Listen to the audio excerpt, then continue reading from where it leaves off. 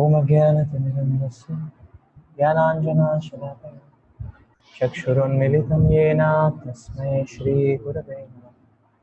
श्रीचैतन्यमनोभीष्टं स्थापितं येन भूतले स्वयं रूपा कदा मह्यं ददाति स्वपदान्तिकं। वन्देऽहं श्रीगुरो श्रीयुतापदकमलं श्रीगुरो वैष्णवांश्च श्रीरूपं सागरजातं सहगना रघुनाथान्वितं तं सजीवं साद्वैतं सावधूतं परिजनसहितं कृष्णचैतन्यदेवं श्रीराधा कृष्णपादा सहगना ललिता श्रीविशाखान्वितांश्च। नमः ॐ विष्णुपादाय कृष्णपृष्ठाय भूतले श्रीमते भक्तिवेदान्तस्वामिनिति नमः। नमस्ते सरस्वती देवे गौरवाणी प्रचारिणे निरविशेषशून्यवादी पाश्चात्यदेशकारिणे नमो महावदन्याय कृष्णप्रेमप्रदायते कृष्णाय कृष्णचैतन्य नामिने गौरत्विषे नमः। हे कृष्णा करुणा सिन्धु दीनबन्धो जगत्पते गोपेश गोपिका कान्त श्रीराधाकान्त नमोस्तुते। तप्त काञ्चन गौराङ्गी श्रीराधे वृन्दावनेश्वरी वृषभानुसुते देवी प्रणमामि हरिप्रिये। नीलाचल निवासाय नित्याय परमात्मने बलभद्र सुभद्राभ्यां जगन्नाथाय ते नमः। वाञ्छाकल्पतरुभ्यश्च कृपा सिन्धुभ्येव च पतितानां पावनेभ्यो वैष्णवेभ्यो नमो नमः। जय श्री कृष्ण चैतन्य प्रभु नित्यानंद श्री अद्वैत गदाधर शिवासदि गौरभक्तवृंद। हरे कृष्णा कृष्णा कृष्णा हरे हरे हरे राम राम राम हरे हरे। मूकं करोति वाचालं पङ्गुं लङ्घयते यत्कृपातमहं वन्दे श्रीगुरु दीनतारिणम्।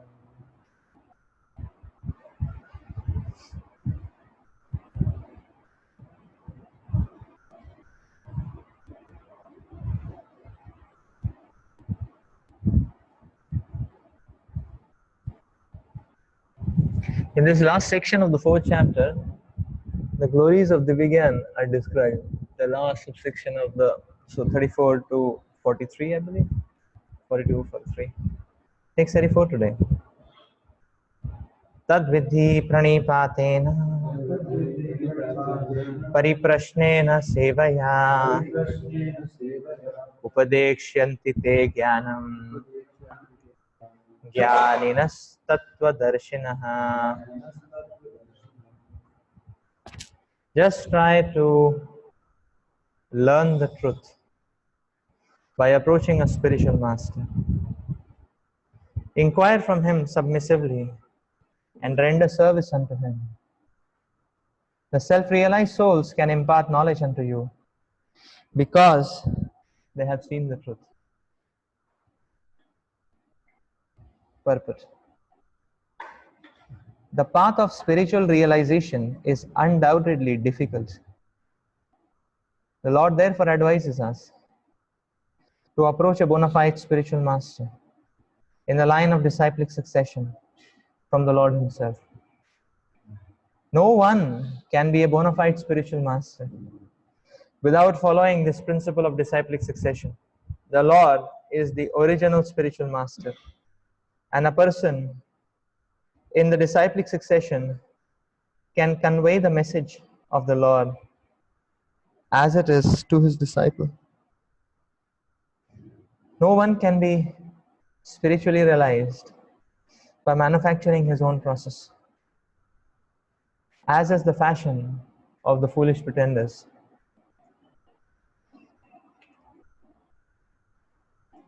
The Bhagavatam 6.3.19 says, Dharmam tu sakshat bhagavat pranitam. The path of religion is directly enunciated by the Lord. Therefore, mental speculation or dry arguments cannot help one to the right path, nor by independent study of books of knowledge can one progress in spiritual life. One has to approach a bona fide spiritual master to receive the knowledge. Such a spiritual master should be accepted in full surrender, and one should serve the spiritual master like a menial servant without false prestige. Satisfaction of the self-realized spiritual master is the secret of advancement in spiritual life. Inquiries and submission constitute the proper combination for spiritual understanding. Unless there is submission and service, inquiries from the learned spiritual master will not be effective. One must be able to pass the test of the spiritual master. And when he sees the genuine desire of the disciple, he automatically blesses the disciple with genuine spiritual understanding. In this verse, both blind following and absurd inquiries are condemned. Not only should one hear submissively from the spiritual master, but one must also get a clear understanding from him in submission and service and inquiries. A bona fide spiritual master is by nature very kind towards the disciple. Therefore, when the student is submissive and is always ready to render service, the reciprocation of knowledge and inquiries become perfect.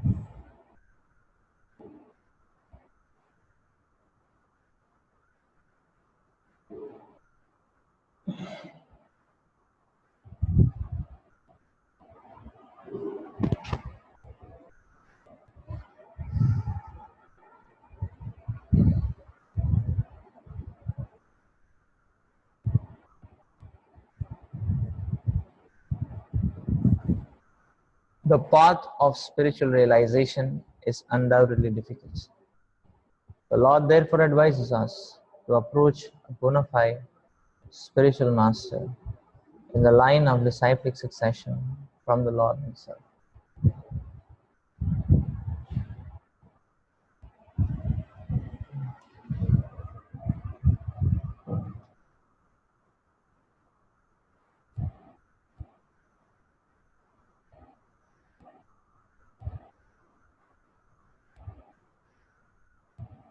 Just like the solution to a problem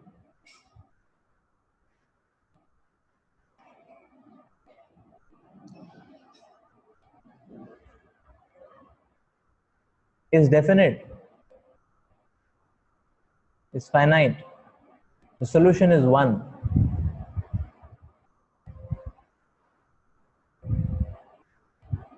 We can see, just like given a question, there are unlimited wrong answers. That is infinite. But there is one right answer.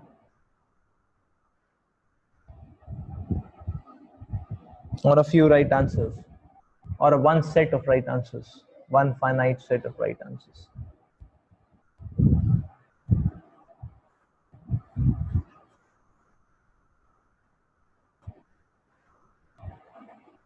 So we see that the path towards the solution is definitive.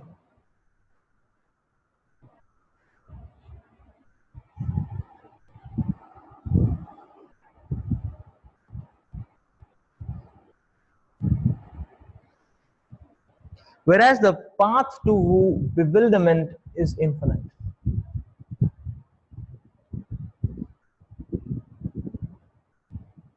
So that is the idea, that when there is darkness, then one may be having all kinds of random trajectories.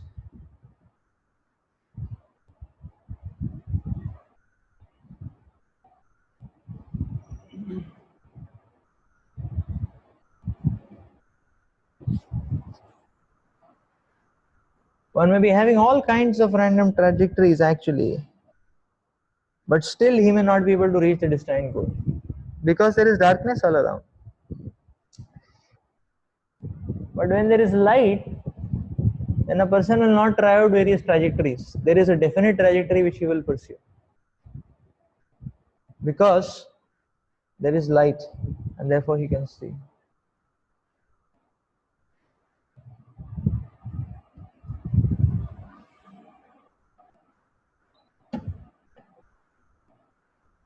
So that is why the Lord is proposing here that one should not bang his head against the problems of this material world. Because whole life will pass away in banging one's head. And what will happen? The only result will be bleeding. And nothing else will happen. So if one wants to combat the problems of this world, he will bleed. If one wants to reconcile with the problems of this world, he will bleed. If one wants to philosophize the nature of the problems of this world, he will bleed.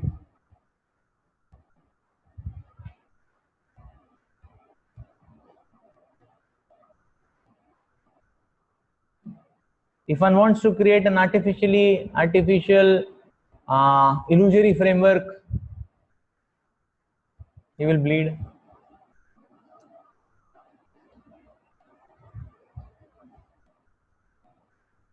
So the point is that there is no point in banging one's head against the material problems.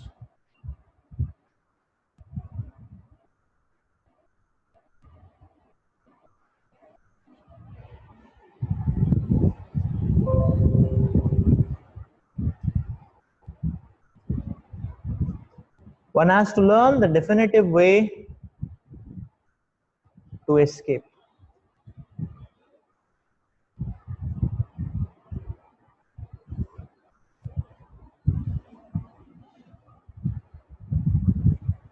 If one says, no, I want to make sense of this world,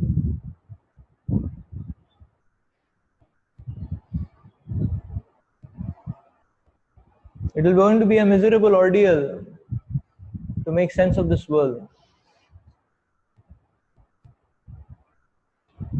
Because this world is based on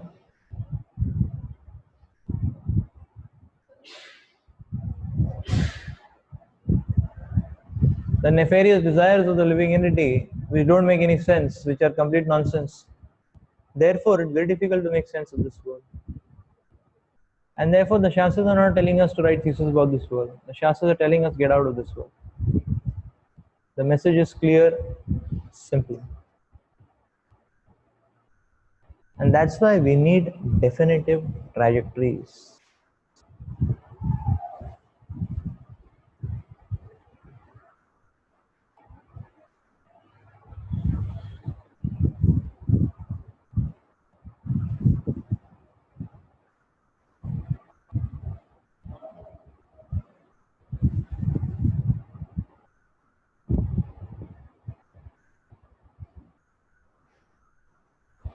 And therefore, the Lord is advising here that do not grope around hunting for truth. Approach a spiritual master, understand the truth. And then Prabhupada goes on to explain that therefore such a spiritual master should be accepted in full submission and surrender.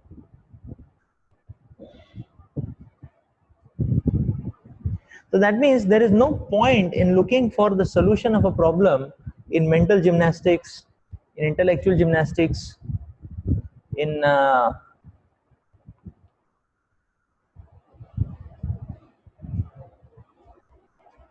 mundane relationships.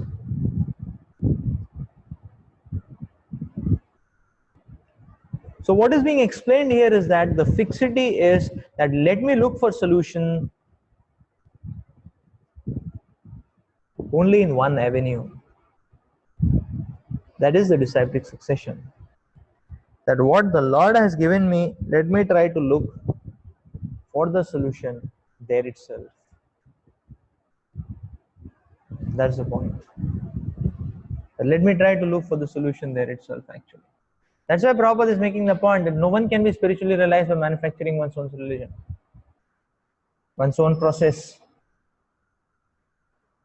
Because religion is not about fashion. It's a new cut, it's a new design, it's a new embroidery. Religion is not about fashion. Religion is definitive. It's not. So therefore, religion is not about flavors. The experience of life is not about flavors. The experience of life is about doing the right thing. And therefore,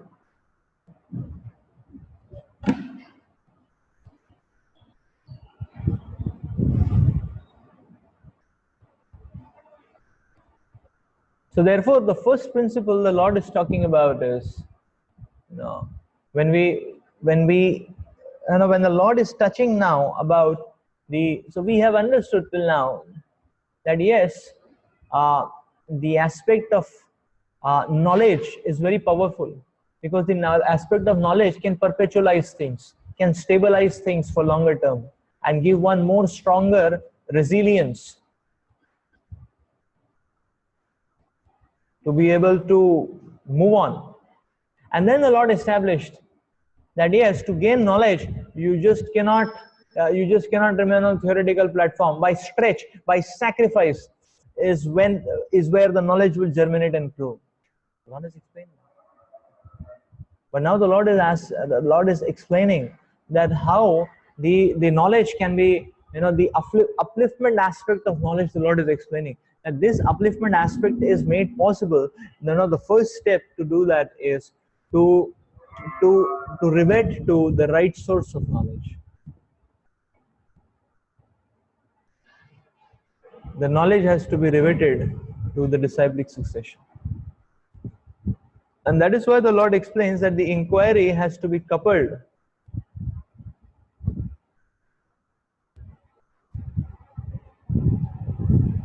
with submission and service.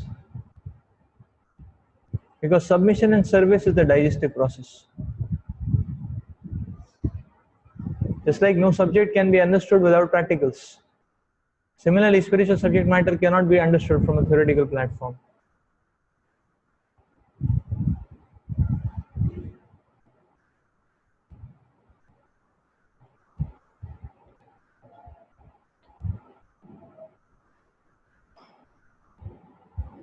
And that is why what is being explained is submission and service. Whatever be it, we look at the disciplic succession. Whatever be it, we look at what the Lord has given us. The Lord has given us the Shastras. The Lord has given us the examples of the Acharyas. The Lord has given us the instructions of the Acharyas. And the Lord has given us Vaishnava Sangha. And there is nothing else which is required for us to make sense of what needs to be done in this material world.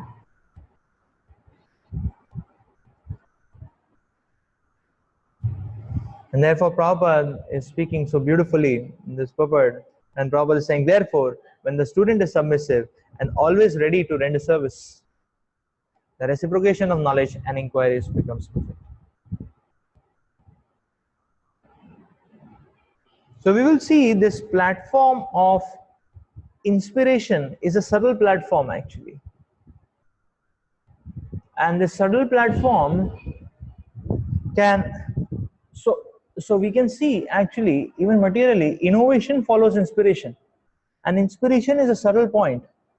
It is subtle. Subtle means what? That one has to be always on the hunt. One has to be so attentive to catch it. It is going to be very, it's not going to be throbbing. It's not going to be punching.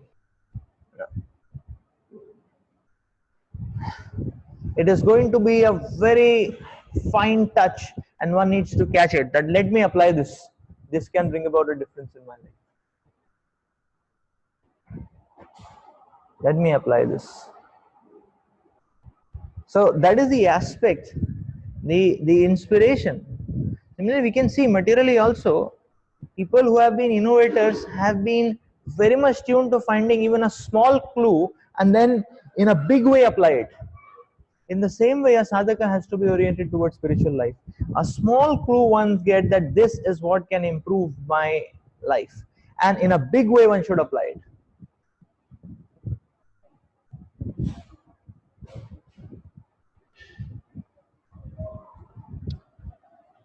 Yeah.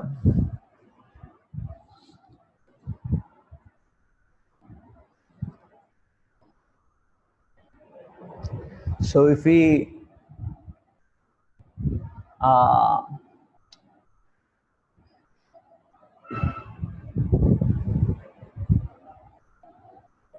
if we don't apply the clue which the Lord gives time to time,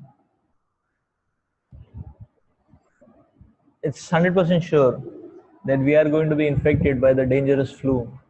Yeah. So it's either clue or flu, like this dangerous, miserable flu which is going on nowadays. So one has to hook on to the clue, save oneself from being infected by the flu.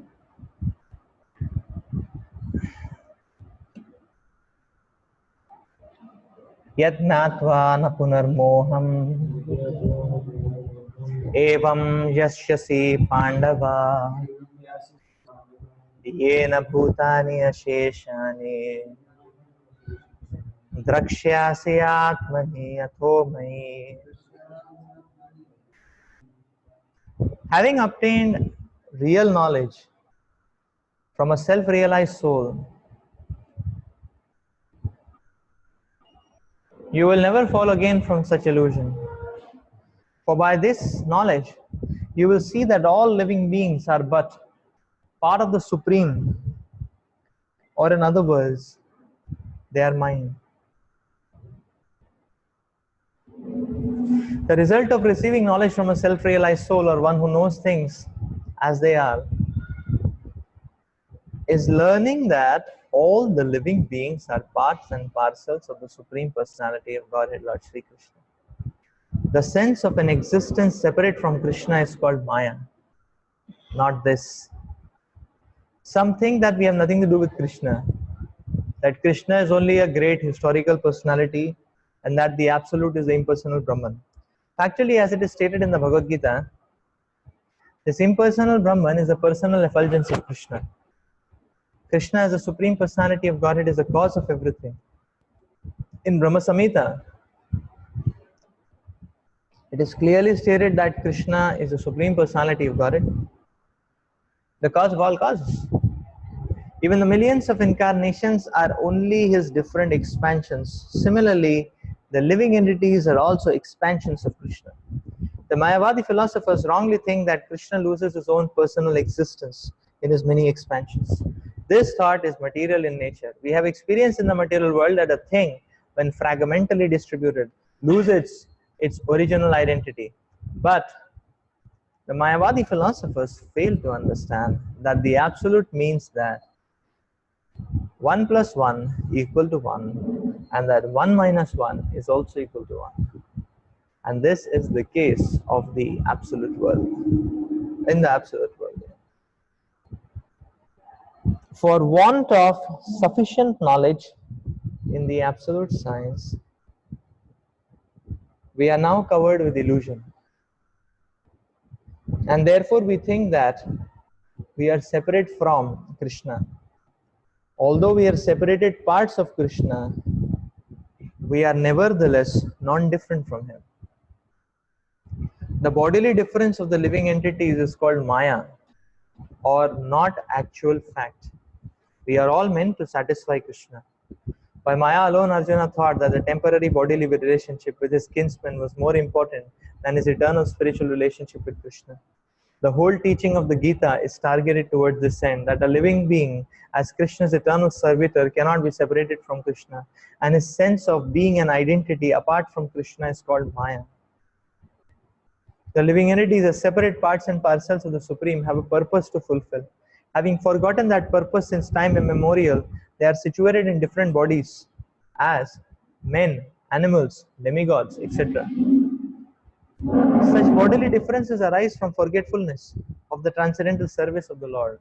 When one is engaged in the transcendental service through Krishna consciousness, one becomes at once liberated from this illusion. One can acquire such pure knowledge only from the bona fide spiritual master, and thereby avoid the delusion that the living entity is equal to Krishna. Perfect knowledge is that the Supreme Soul, Krishna, is the supreme shelter for all the living entities. And giving up such shelter, the living entities are deluded by the material energy, imagining themselves to have a separate identity. Thus, under different standards of material identity, they become forgetful of Krishna. When, however, such deluded living entities become situated in Krishna consciousness, it is to be understood that they are on the path of liberation, as confirmed in the Bhagavatam 2.10.6. Muktir hitvanyatha rupam sarupena vyavasthiti. Liberation means to be situated in one's constitutional position as an eternal servitor of Krishna, Krishna consciousness.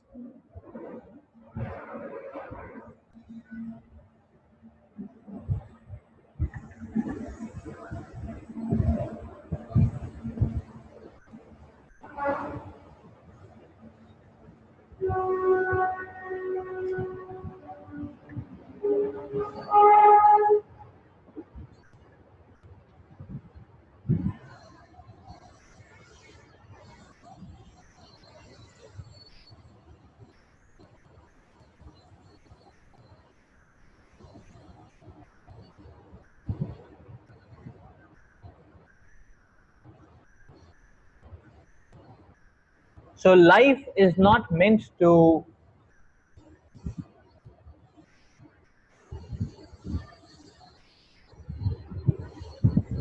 tolerate the funeral ceremony of material disintegration. But life is meant to celebrate the inaugural ceremony of spiritual evolution.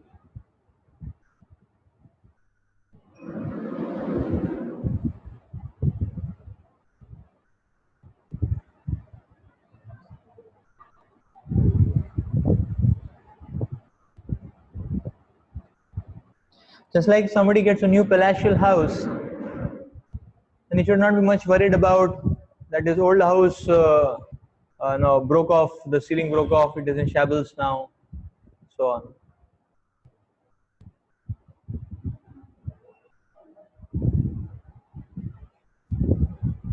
So one should not worry about that, because one has got a new palatial house actually.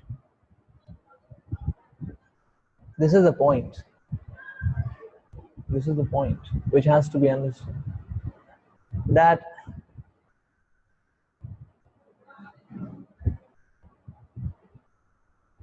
spiritual plane is a house, is a home.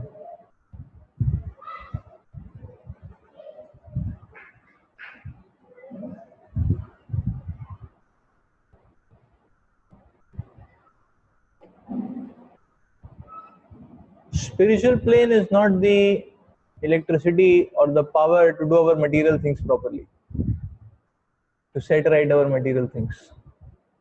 The spiritual plane is not like that. It's not electricity power, no, which we can plug in and we can get the energy and we can do our material things very nicely and be an all-around success. Not at all. Okay, if Krishna wants, he may allow that for a living entity just to encourage him for some time or for greater time or whatever.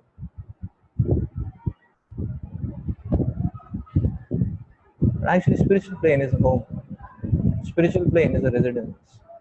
So spiritual substance is a residence. That is the point. So residence means that one has to stay in it. One has to stay in it. Just like, so that's the point. When we get Divya Gyan,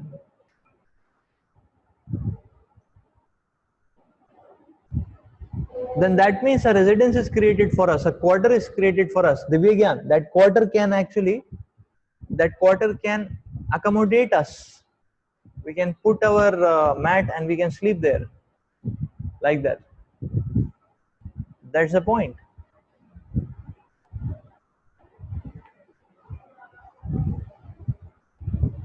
But what will be the plight of a person who has built a residence, the residence is there, but he takes his mat and sleeps outside on the ground? What will be his plight? He'll be miserable, 100%. Is it not? Now one may say, no, but I am become a devotee now. You have become a devotee, but you are taking your mat and you are sleeping outside. Is it not? The disciplic succession is given a house. It's up to you to stay there. Is it not? So if you take a mat and sleep outside, then in daytime you'll be scorched by the sun. And when the sun is not there, the rain will drench. And when the rain is not there, some dog will come. Is it not? Right? Snakes also move around. You know? Here in KGP also there's a good density of snakes. Sometimes they come in first year hospitals also to say hi. So that's the point.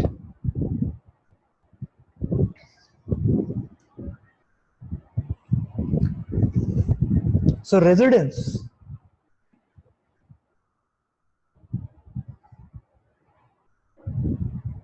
So we cannot afford to, I mean, we can if you want to, but for best results, we should not just see spiritual substance as, you know, mood booster. You know, that okay, my mood got boosted. Now what I'll do sense gratification now. You know? My mood got boosted. You know? And I have got determination now. Now willpower I have got and all that. Now I will go on the material plane and bang everything and all that stuff.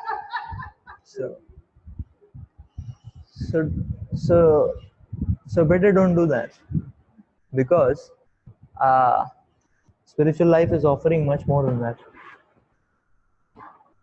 Is it not?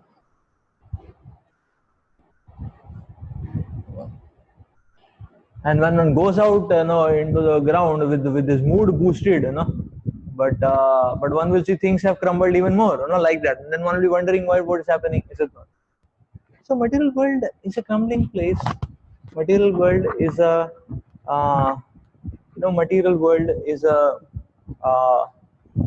uncertain place. You see how uncertainties give rise to stress, anxieties. Is it not? The whole world, people are in anxiety. The uncertainty is very much uncertain. Material world is like that, uncertain place. So therefore one should not play around in material consciousness for a long time, because it's so uncertain, it's so stress giving. Again. Yes.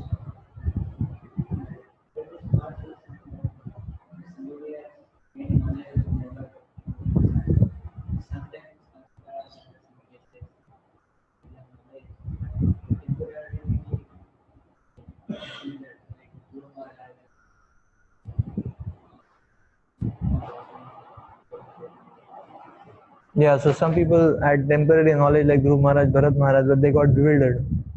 So we are not worried about spikes. We're worried about integrals. We're not worried about spikes. Spike may happen to everyone. That is the point. So the material factors may affect even a great devotee, because they are in the material world, but it will not uproot them. So worry about the roots. That's the point. Dhruv Maharaj bewildered, but he came back to his senses very soon.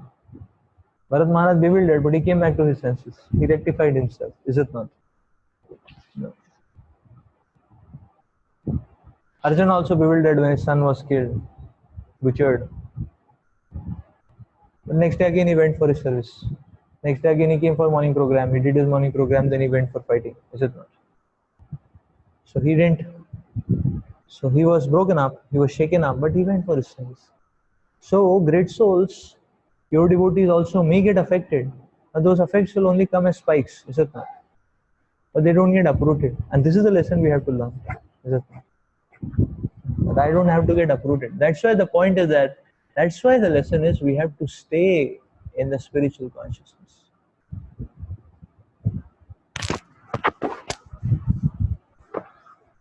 So material factors, the material factors keep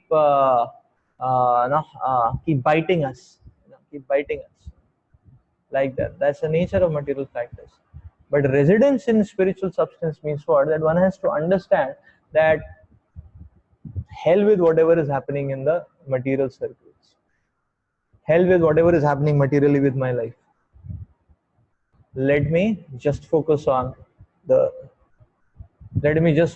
my service, the mission, and that's all. That is my life. Okay, I may need some fooding, from somewhere it will come, we'll do something about it, but that's not very important. What is most important is my mind should rest more and more in the spiritual energy. Let me serve and engage the mind in service. Because this fellow, if he is not engaged in service, will unnecessarily create more and more obstacles in my life. So that's the point actually which we have to understand. That's the idea which one has to understand. That's what the Lord is talking about. Therefore, the Lord is talking about how when one goes to this knowledge, one will not come back. Because that knowledge is a residence. So if you stay there, then you don't have to come out. Is it not? Like we have a place to stay here in this temple hall, and we don't have to go out, in frigid, in taking a rag, saving ourselves from the rain, taking some stones, some dog comes, to throw, push him off. We don't have to do that. We can peacefully stay here. Is it not? But if we happen to do that, we'll experience the fury of the material world. That's the point. So the material world will see material world seasons, is it not? So this season, that season, that season, this season, is it not? So that's why the Lord is explains that okay, when there is misery, don't get disheartened because it will go away, and where is happiness, don't feel too much excited because it will because misery will come back again. Misery is not gone; it's just gone for a walk. It will come back. Stroll, it's just gone for a stroll. Went, came back, like that. So this is the idea which the Lord is explaining actually, that this knowledge is a residence, and spiritual knowledge is a residence. And the more we spend time in spiritual knowledge, the less this material world will hit us. And material world is like that only: formation, deformation, deformation, reformation, reformation, deformation, deformation, reformation.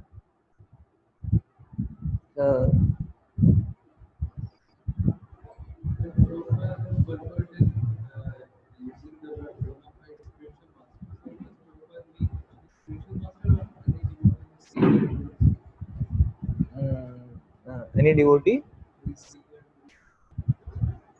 Yeah. We have to see spiritual master is not a standalone unit. He's not a standalone self-effulgent unit. The spiritual master is a representative of the disciplic succession. He's a representative of the mercy of the Lord. So we should not see an individual. We should see the entire parampara. So spiritual master is one representative in the disciplic succession. We should see the full disciplic succession. So that it's not an individual. It's not an individual. That's why the Lord is explaining here that this knowledge will help you to see that every living entity is a part and parcel of the Supreme Lord. What does it mean? It means this, that if every living entity is part and parcel of the Supreme Lord, what matters is me and my reciprocation with God. So if I'm serving God, from somewhere or the other, the reciprocation, encouragement, food which I need for myself to sustain will come. It may not come from this person, it may not come from that person, but it will come from that person, some person. That's the idea which we have to understand. Right? That's the idea which we have to understand. So similarly, in a big Vaishnava Sangha, inspiration may come from anywhere, the knowledge may come from anywhere. Because it is the Lord who is reciprocating through various agents. That's how we have to see actually. Like that. So when we attach oneself to one particular representative, one Diksha Guru in that sense, then what it means is that is the minimum level of commitment we have. Zidmas. Just like we say 16 rounds. So we have minimum level of commitment. Okay, at least this one person, what he says, I will try to consider it deeply. I will not take it cheaply. At least this one person. That doesn't mean only one person we should not take cheaply. That okay, only my Diksha Guru I will not take cheaply, all others cheap. No? So that means our understanding is cheap. Is it not? We have made the relationship of the Guru cheap and his relationship with God cheap. That's the point. So Guru Groupism means cheap. We have made the Guru, our relationship with Guru cheap, his relationship with Krishna cheap. We made it whole cheap. So the point is that we need to understand the minimum level of commitment. Okay, there are 80 gurus in ISKCON, at least one guru's lectures I will hear once in a week, or whatever, few times in a week. That's what it means. But you can hear more also. Minimum 1%. That's the point. That's the point. That okay, at least minimum, one senior devotee's life I'll zoom. Who is that senior devotee? It's okay, fix one at least. It's okay, this devotee. That doesn't mean you cannot zoom another devotee's lives. Is it not? You got the point now. That's the only point. So we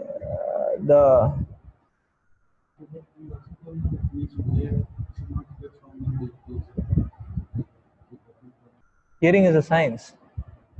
Hearing is a science.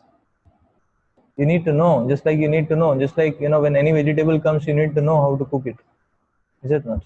Similarly, when you come across various senior devotees, you need to know what do you mean by what you hear. How does it translate to your application? Is it not? So it's a science. That doesn't mean okay, we should not hear too many people. So the point is that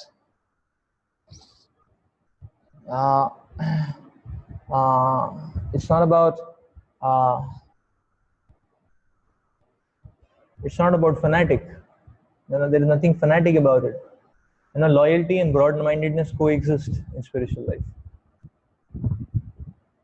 So only we need to be mature enough. That's the only point. That's the only point.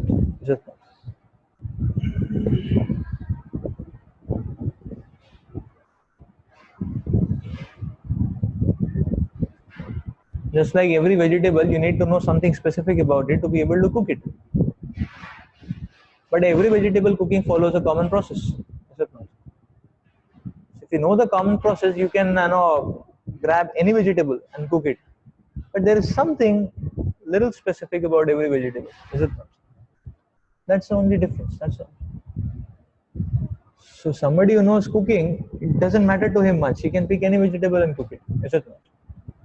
If somebody doesn't know, even if you give him paneer, he will mess it up. Even if you give him kaju for putting in the gravy, he'll mess it up. There'll be kaju, there'll be paneer, but nobody will be able to take it. Is it not? Yeah?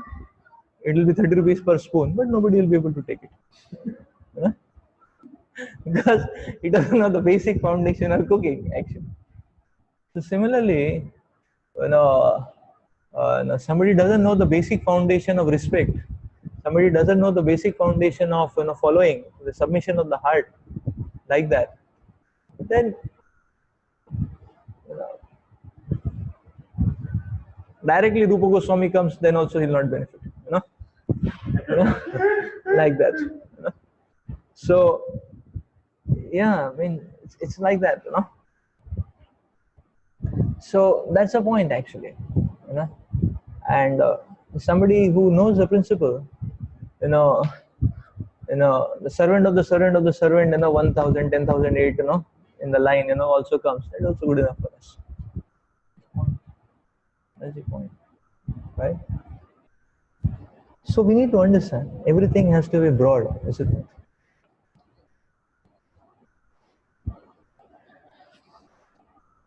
It's not that one devotee speaks about, say, congregational development, and if we happen to do congregational development, then fine, that's a minimum level of commitment. Okay, that's the inspiration. But somebody else comes and he's talking about, say, village preaching, so it is poles apart, So his dedication, his talks about surrender is what we can apply in our service, what is allotted to us. It's as simple as that, is it not? It doesn't mean that if you are doing congregational development, we are offending somebody who is focusing on village preaching. Is it not? Or somebody who is focusing on book distribution. Is it not? Same thing. Is it not? Same thing. Is it not? So it just requires some maturity. That's all. Is it not? It's not that okay, if our Diksha Guru's focus is Bhagavatam, then somebody whose focus is holy name is a cross. No. Same thing actually. Is it not? Same thing. Same thing. So there's no problem.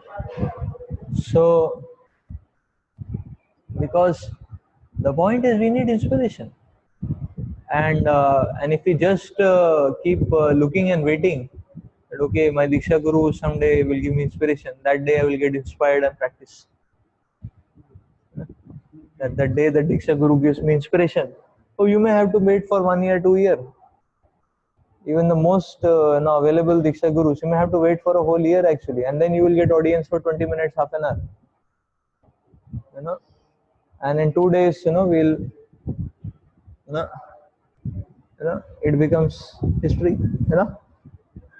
And the nature of history is whether it has happened 10 years before or it happened 2 days before. It's one and the same thing. Again, that's the nature of history.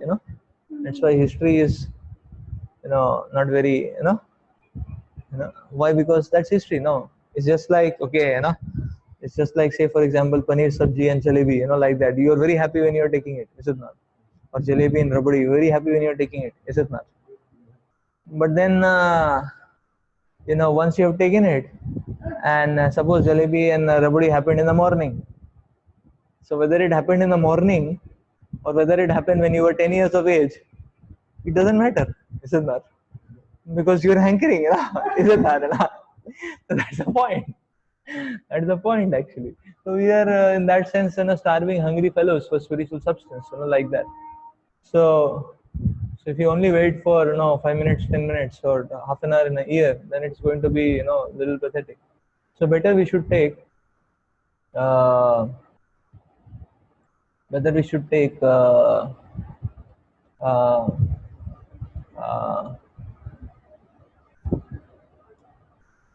so whether we should take inspiration. So we need to understand things as a tattva. So that's why one should not be closed, one should be open.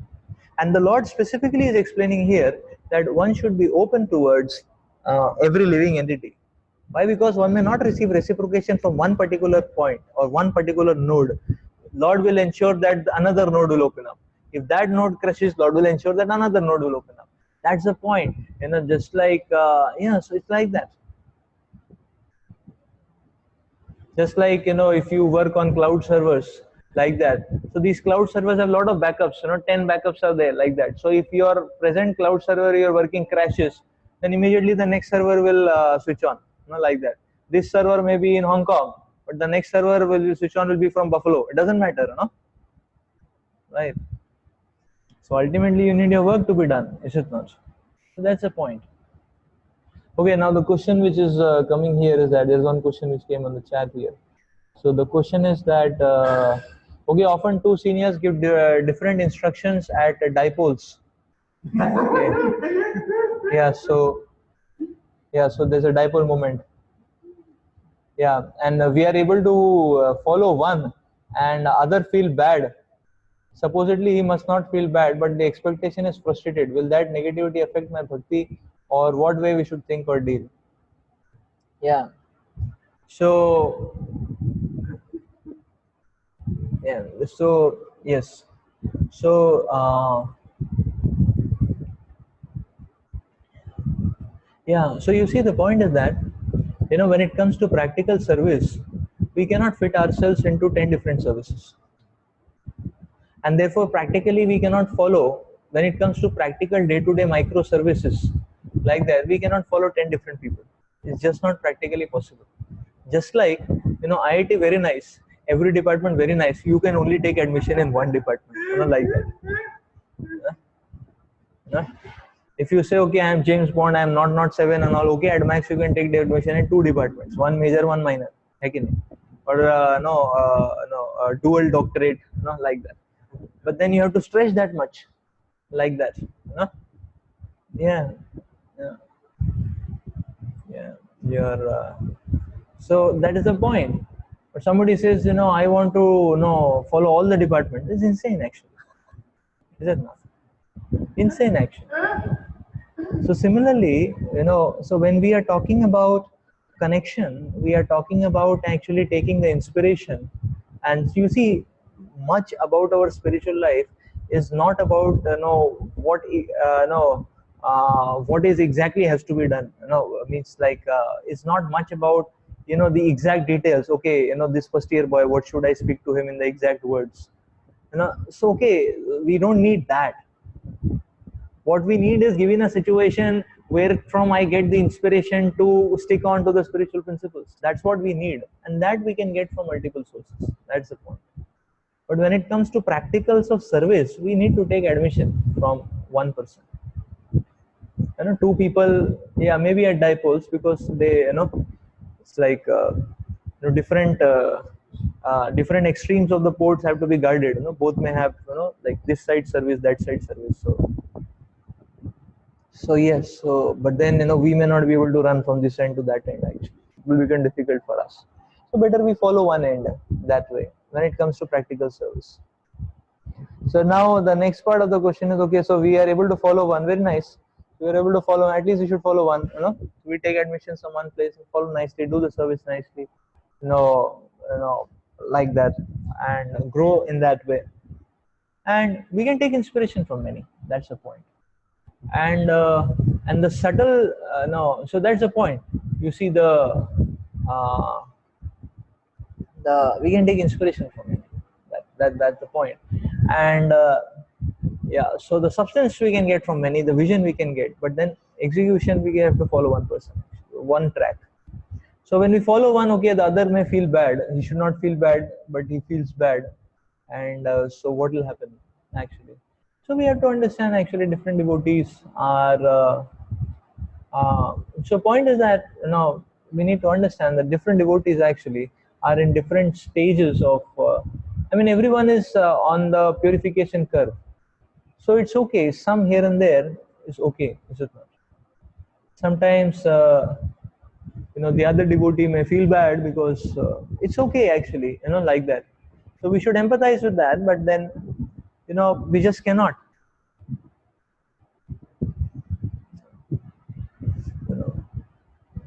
Like say for example, anywhere in ISKCON you go, every devotee needs funds for their service. Now you may want to help, but then all you have is it comes with drops.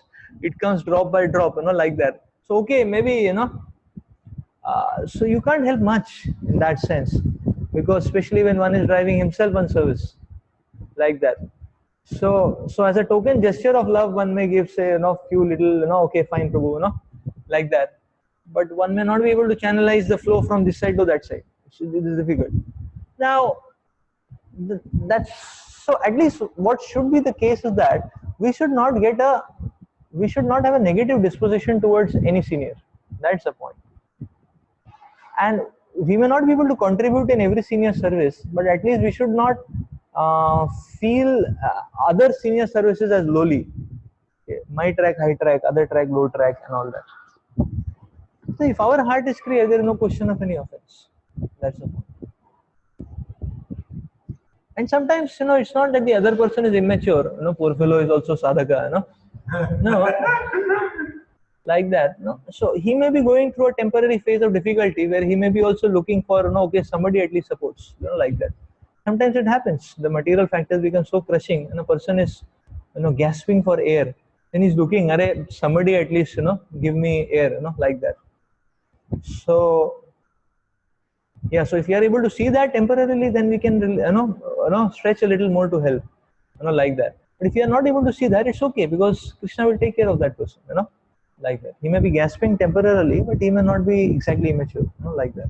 That's okay. So the point is, disposition is very important. The disposition is that we should have a respectful, appreciative disposition, and we should want to serve. Given the capacity, we should. Why we should not? Is it? Yeah. Given the capacity, we should. Why we should not? We should not. That way. Like in this COVID, we had a very strong desire to feed prasad to the poor people, like that. So I tried here and there, but then we are limitation of funds, like that. So then I reconciled myself that okay, at least I'm feeding these 18 poor children, who are there in our school, like that. I mean, if that's what I'm able to do at my maximum stretch, is it not? I'm quite earnest in what I'm speaking. That's what we can do in our maximum stretch. But had there been more money, yes, we could have made khichdi prasad for 200, 500, whatever, like that. So therefore, one day we got donation, we made for 200, very happily. Is it not? That way. So that's the point, is it not? So that doesn't mean that we are not sensitive to the cause of the emergency which is going on or the problem which is going on. But but yes, therefore we should pray for everyone at least, is it not? And we should deal with everyone in a good way. If we cannot offer materially service, at least we should offer good words and we should offer good thoughts, is it? And we should offer good appreciation. But if Krishna gives us the capacity, then we should not, we can serve. We should serve. Is it not? So that's the point, is it not?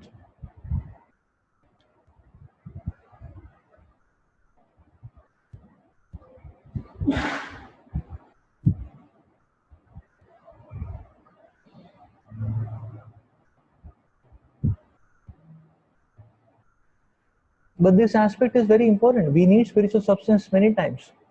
So then we are in a starvation condition, half dead, you're just foaming, like that. And then if suppose that time actually, our Diksha Guru may be somewhere, in the northern parts of United States, somewhere in the western, what do you call it, west side, yeah, like that, and maybe some other senior devotees passing by and all like that. Take inspiration. Don't wait. My one will come. Your one will come. And I will come now. It's the same thing, isn't that? Take inspiration, serve humbly. Get inspired. Move on. That's the point which we need to understand. That's why the collective unity is important. That it is the same family. The collective unity is important. Like that. That way. So that's what, and the Lord explains in the other sense also. That's why we are not much worried about one individual person as such. We understand everybody is part and parcel of Krishna. So it's me and Krishna. That is the only reciprocation which is happening. And we are serving people. People may not reciprocate. So you may be serving there. Though you'll see that in preaching is so common. We are serving one person. Take up Krishna consciousness somehow or the other. Please, take up Krishna consciousness. I beg at your lotus feet. Please take up Krishna consciousness. And I am doing Ashtanga, for so many weeks. Please take up Krishna consciousness now. And this fellow may not be responding. Like that. And you will say, and we may be crying tears foaming in the mouth. This fellow not responding. Like that. And somebody will come and say, Bhai Sahab, and say, क्या है ऐसे क्यों इतना load ले रहे हो मुझे बताओ भक्ति क्या होता है isn't that so like that, and you must say ये होता है करना है क्या and next day you will see he is doing everything, and then one may say okay so Krishna gave a free gift it's a consolation, चलो खुश हो जाओ isn't that तो तुम्हारा score 0 नहीं रहा so we have to understand it's me and Krishna, like that. And we may be banging our head somewhere. Krishna will say, "Udhar nahi yaar, idhar karo." Is it not? Udhar sar mat phodo, idhar dekho. Take nahi. Turn your angle like that. That's why the Divigan is very important. That's why we need to see disciplic succession as one unit, or we need to see the entire humanity as one unit, part and parcel of God. So that means Krishna and me. That's it.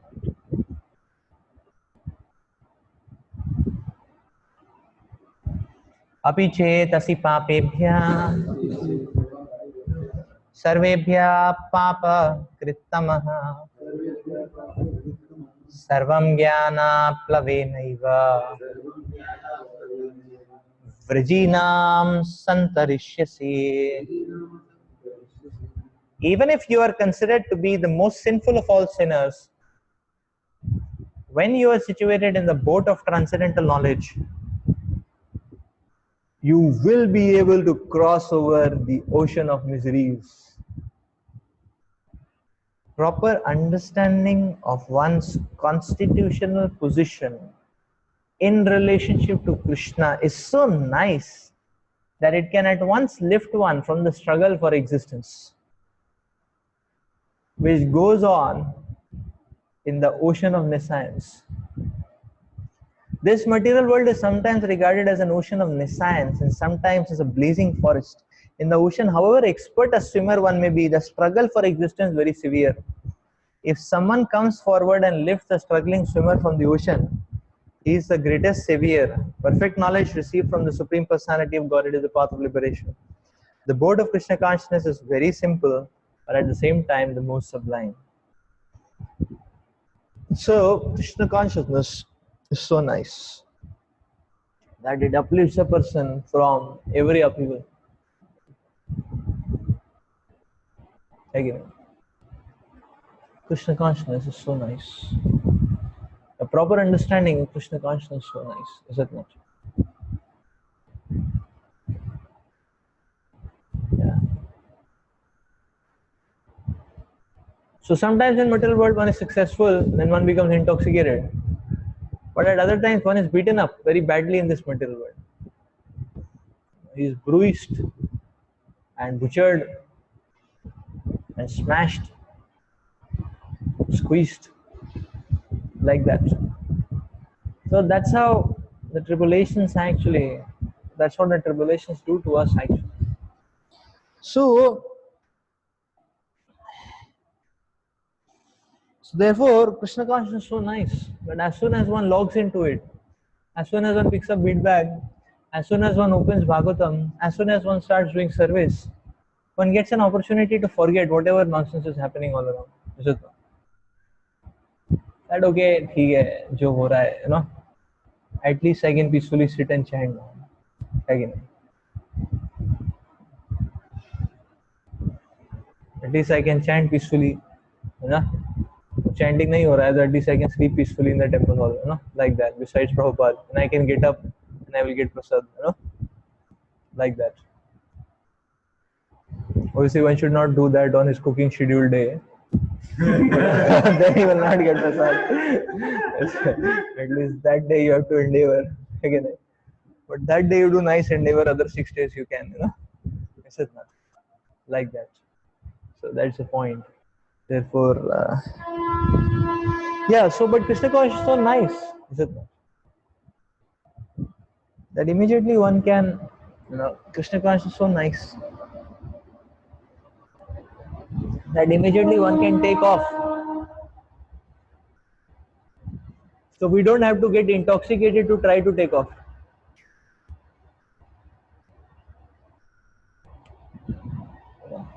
The materialistic people try to get intoxicated to take off. We don't have to get intoxicated to take off. We can in a positive way take off. And at the same time healing will happen on the material plane. That's the idea. Krishna consciousness is very nice. And therefore the Lord is explaining that this boat is very powerful. Even the greatest of the sinners will be able to cross through. So therefore,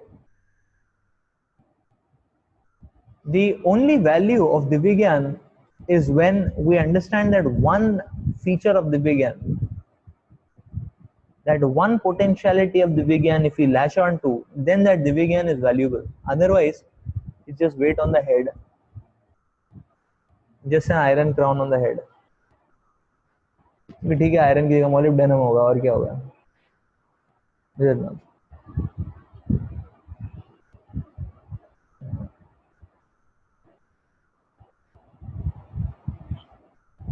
So it's just a heavy weight on the head otherwise. So that one potentiality is that Divigyan gives us that potentiality that we can stick on to the spiritual plane. It gives us the glue substance.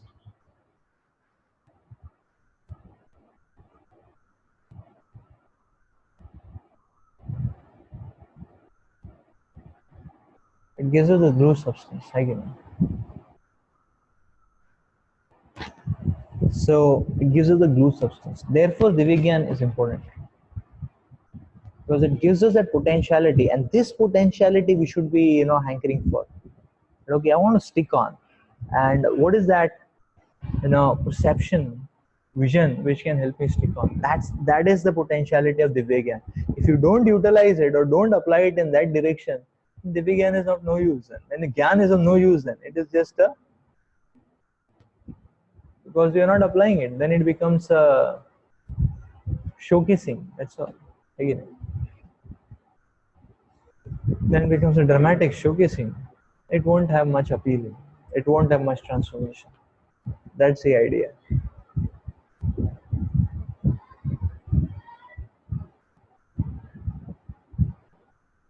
यथै धामसि समिद्धो अग्नि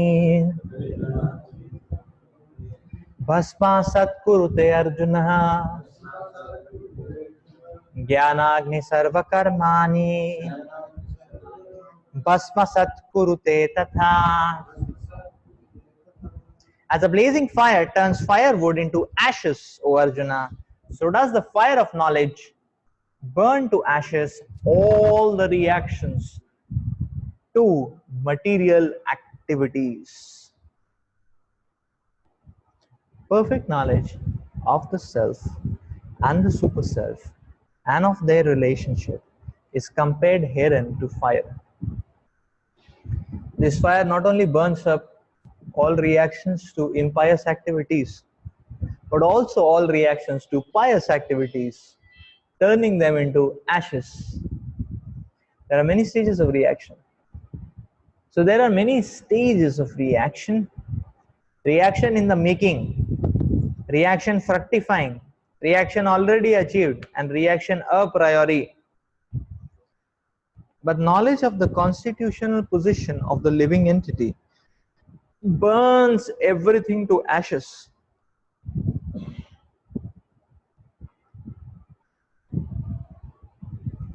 When one is in complete knowledge, all reactions, both a priori and a posteriori, are consumed.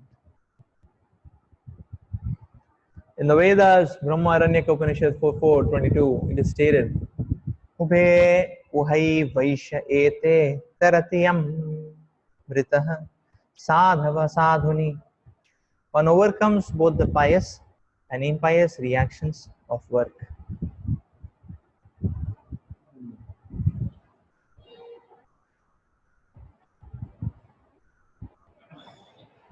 So the point is that, yeah.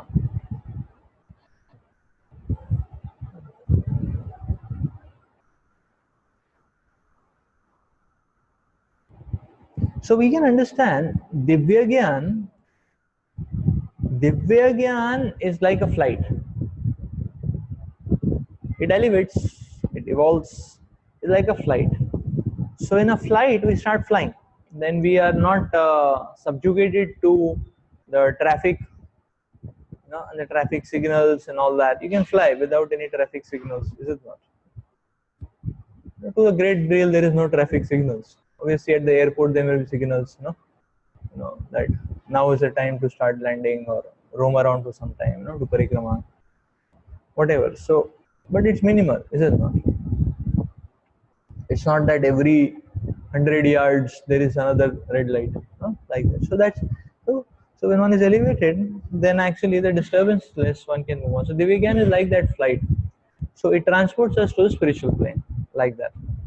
And now the point is that, the point which is told is that when we transport to the spiritual plane and we do activity on the spiritual plane, that activity or done on the spiritual plane heals up, or we can say cleans up all the material plane. I mean all the inebrities on the material plane, all the negativities on the material plane.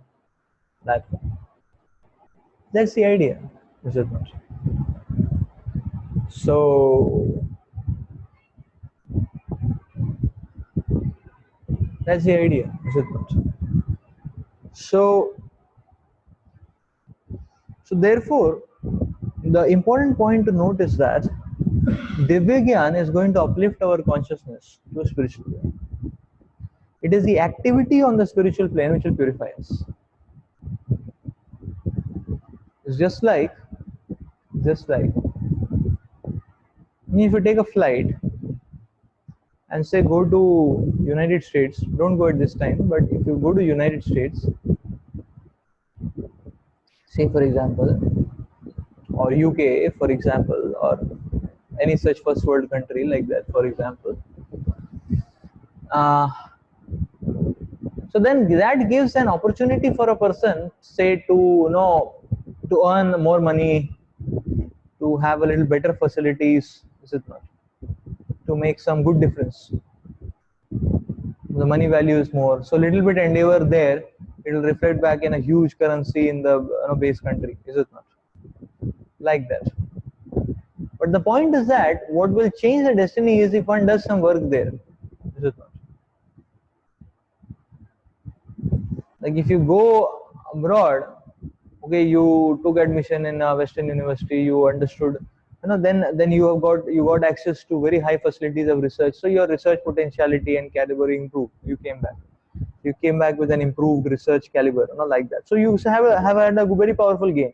Or somebody did some business, did something there, and he saved some money, so little money saved there reflects in a big way here, like that. Then one will see when he comes back he has made a lot of difference in, like that. So if you do something there, it makes a lot of difference here, like that. But suppose if one just goes there, and comes back and does nothing, just roams around on the street, like that, and click a few photographs and comes back, all he has done is wasted 2 lakhs again, right? So then there is not much no benefit. The benefit happens to Divyagyan. What happens is that Divyagyan actually, what it does is that it minimizes the pinch of the material tribulations. So then when we get little bit peaceful from the material tribulations pinch, then we should engage ourselves more in spiritual service. That will purify us. Again, if we just do a roller coaster and come back, then we are at the same tribulation still. And then one will question, oh, I'm practicing bhakti, but nothing's happening. It happened now, Uber ride leke to aaya aap. That's all what you did, is it not? Like that, right? So this is the point actually. Divyagyan is very powerful. So Krishna consciousness is very powerful. So the transcendental knowledge we should use to get to come on the uplifted plane. And uplifted plane, one should be very active. That is the point.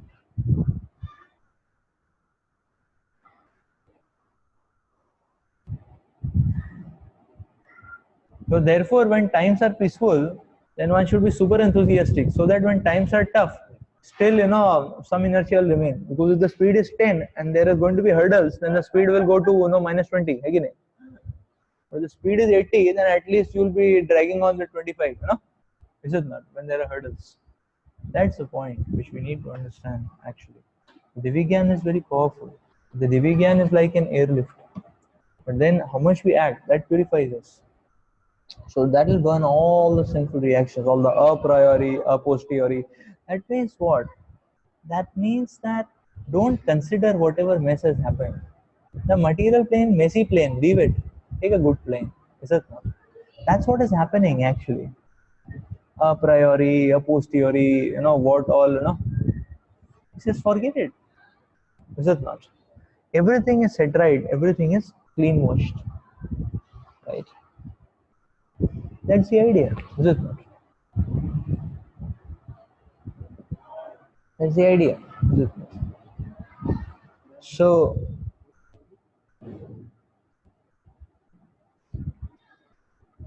नहि ज्ञानेन सदृशं पवित्रम् इह विद्यते तत्स्वयं योग संसिद्ध्या कलेनात्मनि विन्दति. In this world, there is nothing so sublime and pure as transcendental knowledge. Such knowledge is the mature fruit of all mysticism.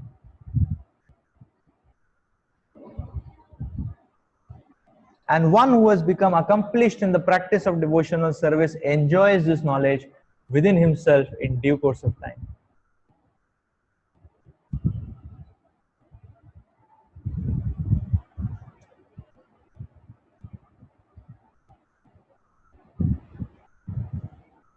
When we speak of transcendental knowledge, we do so in terms of spiritual understanding. As such, there is nothing so sublime and pure as transcendental knowledge. Ignorance is the cause of our bondage, and knowledge is the cause of our liberation. And this knowledge is the mature fruit of devotional service.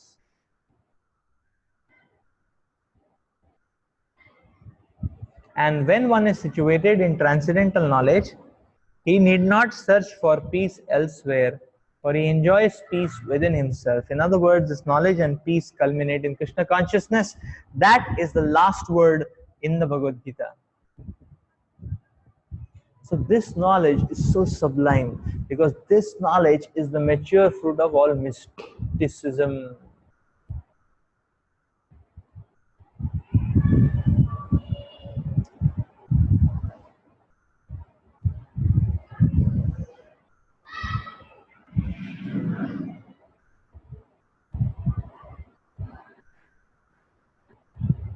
So the point is that you see, from a materialistic or from a speculative perspective, one can go on and on for infinity to figure it out. How can this knowledge work like that? But one will not be able to crack the shell because this knowledge is mystical. Mystical means you may not be able to give a mathematical formulation of how it works. Is it not? You may not be able to give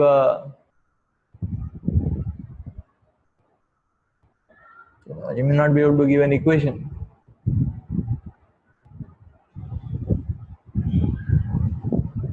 You may not be able to give a full a time scale recipe. Chant this mantra for these many hours, these many days, do this, do that. After 20 days, this will everything will be finished. Everything will be wonderful. You may not be able to do that because this knowledge is mystical. This is the meaning of mystical. Mystical means you cannot put it into your compiler system. Your compiler system may not be able to crack it. Again, it's beyond the compiler system. But the Lord is saying this knowledge works very powerfully. So you have to taste it. The spiritual life you cannot cut, copy, paste. You can only taste. Again.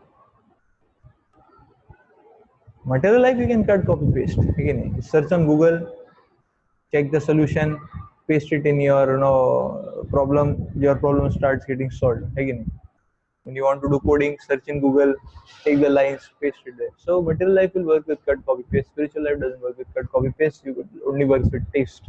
Again, you have to taste it. That means one has to follow. That's what Prabhupada is explaining here. That when one practices devotional service, when one is following the activities of Navavidha Bhakti, that is what will give rise to further and further transcendental knowledge. So our reading hearing will give rise to transcendental knowledge to some extent. That takes us to a spiritual plane. That means it creates some space that we can practice Navavidha Bhakti.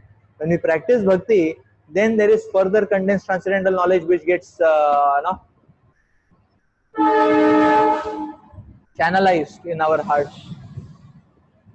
Further transcendental knowledge which gets channelized in our hearts. Like that. So therefore the Lord is telling, don't just cut, copy, paste. Simply taste, simply taste, simply taste. Again. Therefore the Lord is telling that this knowledge and peace culminate in Krishna consciousness. Krishna consciousness will ensure that you have a regular supply of knowledge. And that is realized knowledge. Very powerful it is, very condensed it is. Again.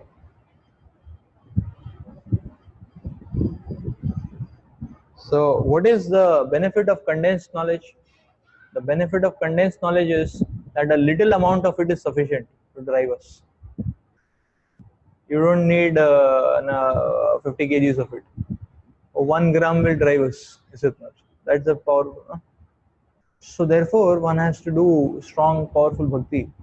like that. So initially one may need tons and tons, lot of sadhana, no? So that because it's not condensed, because the system, our system, the knowledge is always pure, but our system is diluted, you know.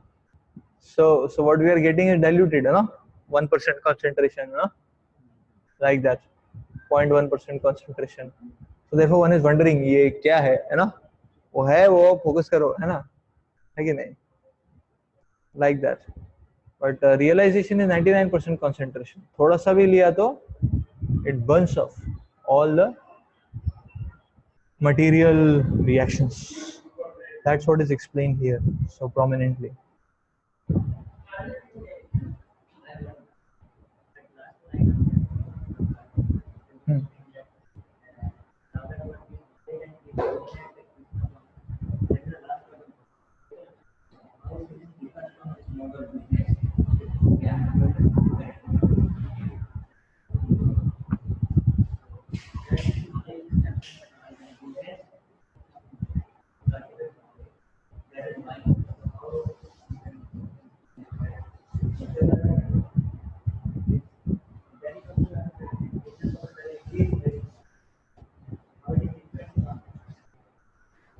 No, goodness is like you're walking on this, no, you're walking in the scorching sun, somebody has put a tent and then he's offering you, you know, sharbat, you know, like that.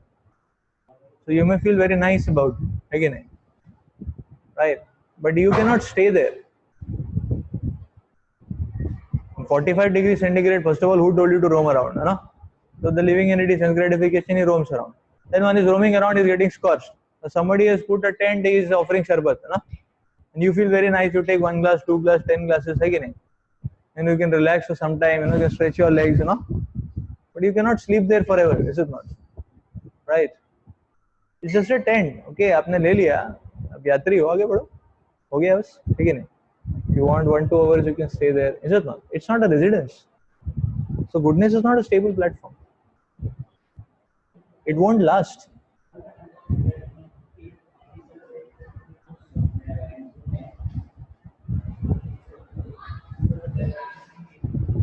Goodness has a limited processor system. Goodness cannot process everything. Goodness cannot process everything actually. So that's all. Just like demigods. Demigods can offer solution to a certain level, but after some time it goes beyond their processor range. Then one has to take shelter of Krishna. So similarly, goodness can offer some benefit. It is a scaled down processor version. Like that. It can offer some temporary satisfaction. It can offer some little bit knowledge at once. It can offer a little bit buffer. That's all. So goodness can offer a little bit buffer that the pain and tribulations of this material world will act a little less. That's all it does. It cannot stop the pains and tribulations. Like that. It cannot stop the pains and tribulations. The person will still be miserable. Because it can only give a buffer to a certain point. That okay, if this much is the problem, goodness is this level, so you'll be able to handle it. So one will be able to handle it more maturely than any other materialistic person. But if the if the problem increases to this level, then finished. All the barricade wall will be broken. All goodness will go for will go in the drain. Like that. So goodness is like that. Goodness is not a permanent shelter. Goodness is okay. You have got some space. You can breathe now. That's all what the goodness is all about. So that sense of satisfaction and knowledge, that knowledge is limited knowledge. Limited knowledge. It's not revealed knowledge. This is realized knowledge, properly speaking. This is condensed. That's why we're talking about condensation. Even when we read and hear, we are getting diluted knowledge. Because that knowledge is not installed knowledge. You are just getting some clues. So that will act as an aircraft. That will lift us to a spiritual plane. That means it will give us that much space that even in the midst of tribulations, we can do our service, devotional service to Krishna. When we do devotional service, then only we get condensed knowledge. That condensed knowledge, little bit one has, one can cross over the whole material ocean. That is the meaning of condensed knowledge, realized knowledge. So goodness is the starting point, not just unrealized knowledge. It's just a piyau, that's all. It's just a temporary, makeshift arrangement which is given for you for some time. That's all. So it's not just unrealized, it's much less than that. It's much diluted actually. That so it's not that mode of goodness people don't break off. They also break down. But you'll be break down, you'll not be so easily broken down. A passionate person, every hour he'll break down. Every hour he'll bang, every hour he'll jump. That passionate person. Is it not? Like that. Mode of ignorance person, he's broken down always. He's always burning. Envy, anger is always burning. Either I will commit suicide or I will murder or I will become terrorist. This is ignorance. Like that. Passionate person, 5 minutes he'll jump, and next 5 minutes he'll bang his head. Next 5 minutes he'll jump. That's a passionate person. Goodness means thoda. It's okay. That's goodness. But that doesn't mean that the person can handle everything in life.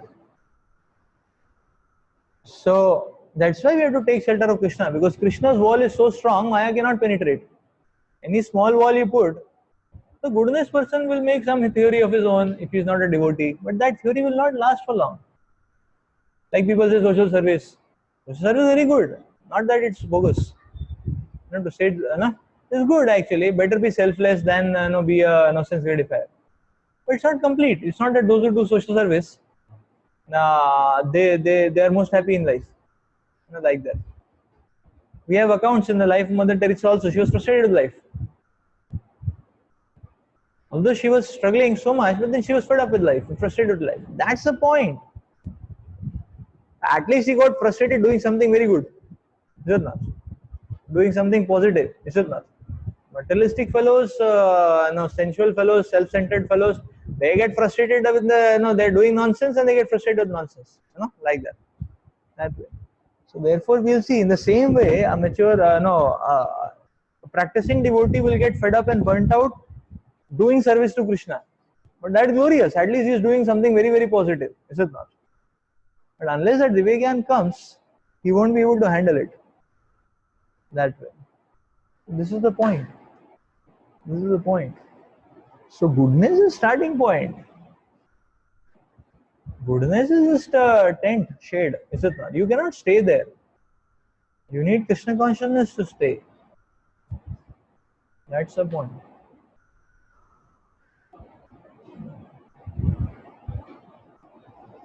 No, that's the point actually. So goodness is that is the goodness is a launching pad. Again, you can see people are taking off. Goodness gives you vision, no? So you can see people are so happy. People are taking off. Just like you can go to the airport, you can see flights are going zig. People are coming in great style. They're coming down the airplane in great style. Yo. Like that. With their what is that American Tourister, and like that, and they're coming in great style, like that. You can see some other people, they're going in great style, yeah, they're doing yo, yeah, and they're going, like that. The person may feel, so good, right? That way. So that's all, like that. But mode of goodness means you can only watch. ये आ गया, ये चला गया, है ना? है कि नहीं? ये जेट एयरवेज आया और वो दूसरा एयरवेज ब्रिटिश एयरवेज चला गया, है ना? Like that, ना? Goodness means you don't have money to buy a ticket, है कि नहीं? You can only sit in the aircraft, है कि नहीं? Like that, that way. You got the point. How miserable it will be. Therefore, goodness, you can't. Goodness is miserable, ना? You can only see. अरे इसने भी translate कर दिया, उसने भी ट्रांसलेट कर दिया, लेकिन मेरा क्या है? मैं तो अटका हुआ हूँ. One will only get money to buy the ticket if one does bhakti. इसलिए ज़्यादा goodness के चक्कर में जीवन बर्बाद नहीं करना चाहिए. Goodness starting point, very good to take it up. However, one is doing bhakti, goodness will help, क्योंकि वो buffer system है. क्योंकि ऐसा थोड़ी कि ट्रांसेंडेंटल प्लेन पे ही रहता है, ऐसे दम से गिरता है नीचे. तो goodness नहीं है तो जाके गिरेंगे खाई में. है कि नहीं? तो इसीलिए बोला जाता है भक्ति के साथ गुडनेस रख दो थोड़ा, है कि नहीं? थोड़ा ऐसे ऐसे चलो थोड़ा, है ना? नहीं प्रभु जी कुछ नहीं चाहिए, मैं तो ट्रांसडेंटल, एक गिरे ना तो एक हड्डी नहीं बचेगा, है ना? है कि नहीं? क्या, you know, like that. So that's why goodness. So for a devotee, everything has a good place value. But standalone, things may not be very powerful. Fine, but not incomplete, insufficient. Okay, so we'll stop here.